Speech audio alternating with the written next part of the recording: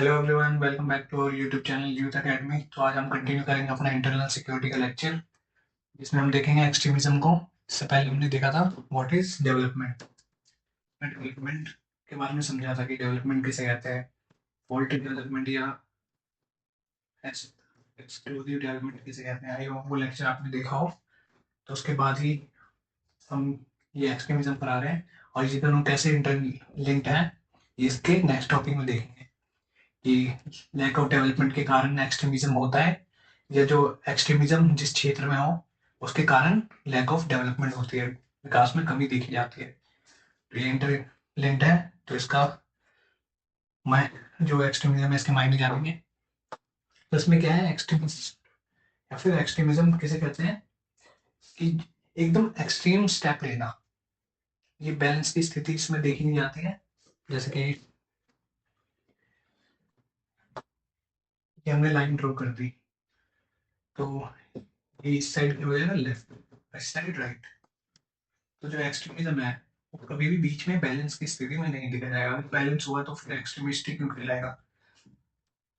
Balance, संतुलन, उसका झुकाव चाहे वो लेफ्ट की साइड ज्यादा होगा या फिर राइट की साइड।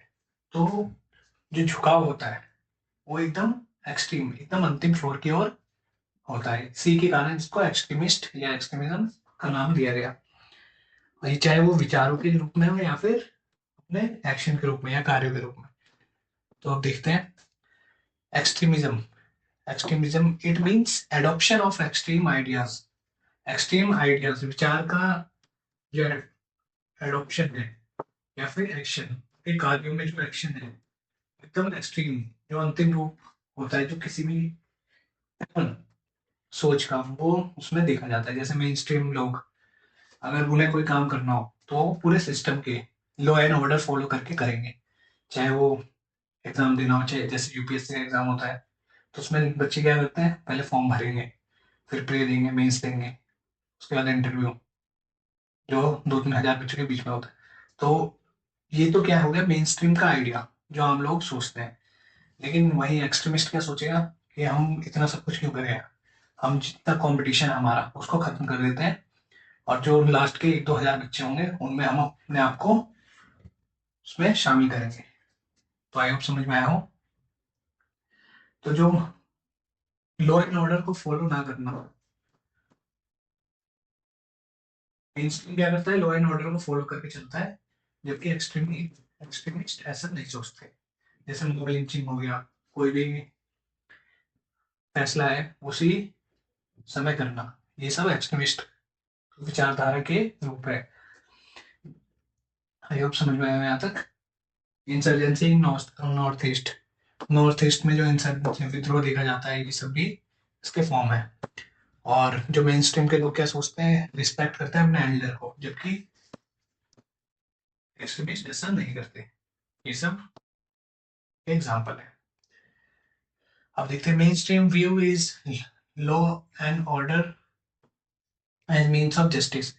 वो लॉ एंड ऑर्डर को अपने न्याय का माध्यम मानते हैं। जो नियम कानून है उसको न्याय का माध्यम मानते हैं। कौन? Main stream. मेन स्ट्रीम मतलब आम लोग, आम जनता। वही जो एक्सट्रीमिस्ट है वो सोचते हैं लॉ एंड ऑर्डर उनके लिए बना नहीं है, ये जो सरकार है वो हमारे खिलाफ है। उनके दिमाग में ऐसा रहता है, इसके कारण वो कभी भी लॉ एंड ऑर्डर फॉलो नहीं करते। वो क्या सोचती है, उनके अलग अलग विचार है। जैसे लेफ्ट विंग एक्सट्रीमिज्म देखा जाता है, इंसर्जेंसी, विद्रोह, ये सब, नासिज्म, टेररिज्म, फासिज्म। और एक रिलीजियस फंडामेंटलिज्म भी है। रिलीजियस फंडामेंटलिज्म उसे कहते हैं कोई भी वो गलत कार्य करते हैं, जैसे टेररिस्ट एक्टिविटी, नक्सलिज्म, ये सब ज्यादातर टेररिस्ट एक्टिविटी में देखा जाता है। वो अपने तर्क को कहाँ से लाते हैं, वो धर्म या फिर धार्मिक ग्रंथों से, धार्मिक मूल्यों से लाते हैं। जैसे कोई भी टेररिस्ट एक्टिविटी करी तो उसके बाद वो अपना तर्क कहाँ से देते हैं कि हमारे ये होली बुक में लिखा हुआ है कि हमें अपने देश के अमन की शांति के लिए ऐसा ऐसा ऐसा करना है, ऐसे बॉम्ब ब्लास्ट या फिर कोई भी टेरर एक्टिविटी, या फिर जो भी असामाजिक तत्व हमारे सोसाइटी में पाए जाते हैं, तो वो अपना तर्क कहाँ से देते हैं, वो धार्मिक चीजों से देते हैं। उसी को ही जब वो धार्मिक चीजों से देते हैं, उसी को ही क्या कहते हैं, रिलीजियस फंडामेंटलिज्म, कि हमारे मौलवी ने ये कहा, हमारे ग्रंथों में ये लिखा है, ऐसे। तो अपने जो वेरियस फैक्टर है, वो अपने विचारधारा है या फिर जो सोच है, वो उनकी सोच किसमें दिखती है? इंसर्जेंसी में दिखती है, जैसा हमने उसको बताया।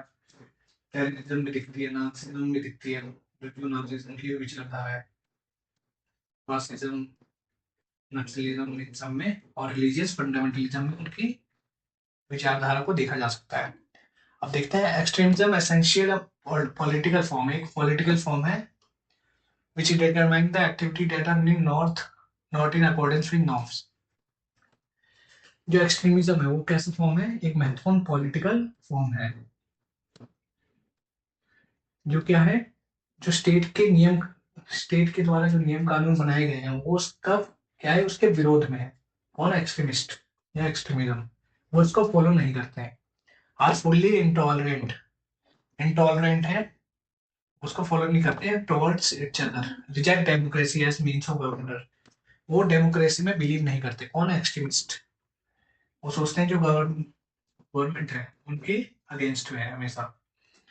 तो आई होप समझ में आया हो। तो ये चैप्टर या फिर ये टॉपिक इतना ही था। इसके बाद हम इन दोनों को लिंक करके देखेंगे। जैसे हमने पहले क्या पढ़ा, डेवलपमेंट।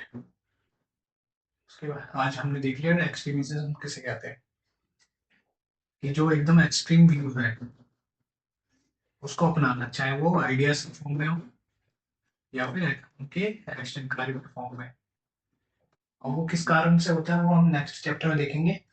उसके इससे पहले भी हमने डेवलपमेंट के उसमें देख लिया था कि जो फॉल्टी डेवलपमेंट है, जैसे हम कहीं पर या फिर इंडस्ट्री एस्टेब्लिश की, इंडस्ट्रियलाइजेशन किया, तो वहां से जिन लोगों से हमने जमीनें ली उनको पर्याप्त मुआवजा नहीं दिया, जिसके कारण उनके जो जहन में आक्रोश और असंतुष्टि की भावना उत्पन्न हुई, जिसके कारण वो उनका झुकाव किस तरफ हुआ? एक्सट्रीमिज्म की तरफ हुआ। तो ये हम नेक्स्ट चैप्टर में कनेक्ट करेंगे कि एक्सट्रीमिज्म के कारण अंडर डेवलपमेंट होता है